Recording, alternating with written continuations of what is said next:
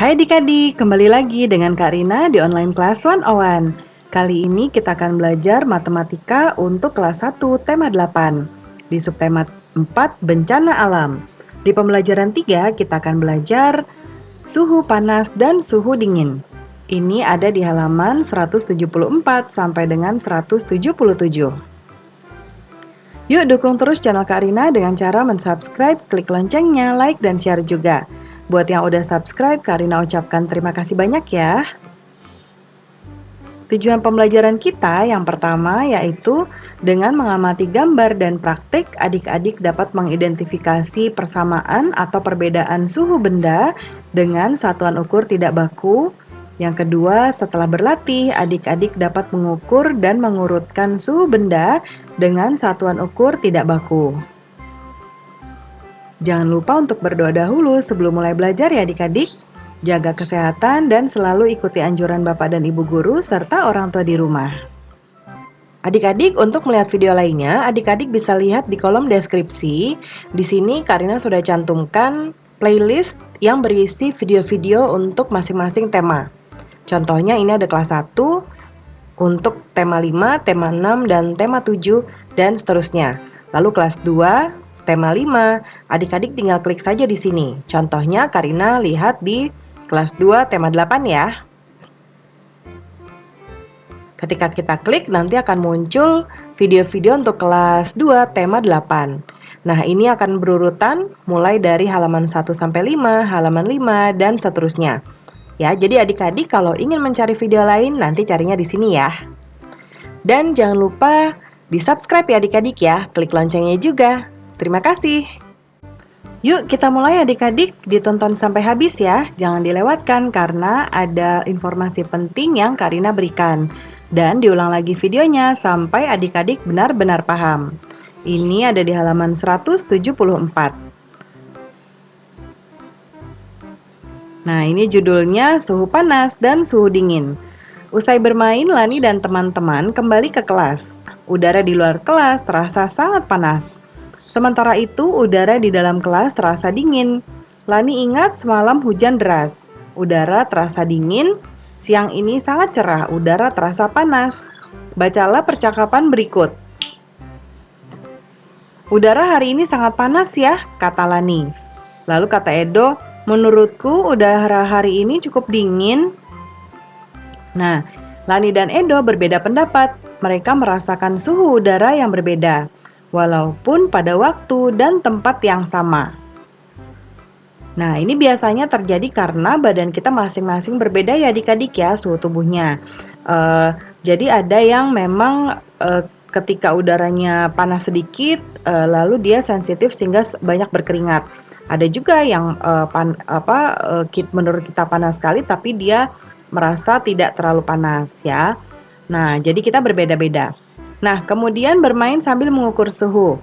Bagaimana dengan udara di tempatmu? Nah, kalau saat ini di tempat Kak Rina siang hari sedang panas sekali adik-adik ya. Nah, kemudian samakah suhu udara yang kalian rasakan? Mengapa? Nah, kita coba lihat ya di sini.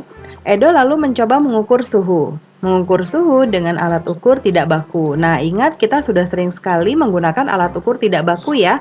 Kalau mengukur panjang suatu benda, contohnya untuk ukuran tidak baku adalah menggunakan jengkal ya, menggunakan jari, kemudian menggunakan langkah dan lain sebagainya. Nah, kita lihat kalau mengukur suhu gimana ya caranya. Nah, Edo memegang kursi di kelas dengan telapak tangan. Kursi terasa dingin. Edo lalu berjalan keluar kelas. Edo memegang batu di halaman sekolah. Batu terasa panas, seperti ini. Ya, jadi kita bisa lihat di sini adik-adik yang digunakan oleh Edo untuk mengukur suhu di sini adalah dengan menggunakan telapak tangannya. Ya, untuk memastikan suhunya panas atau dingin, ya. Nah, ayo mengukur suhu benda di dalam dan di luar kelas. Lakukan bersama teman-temanmu.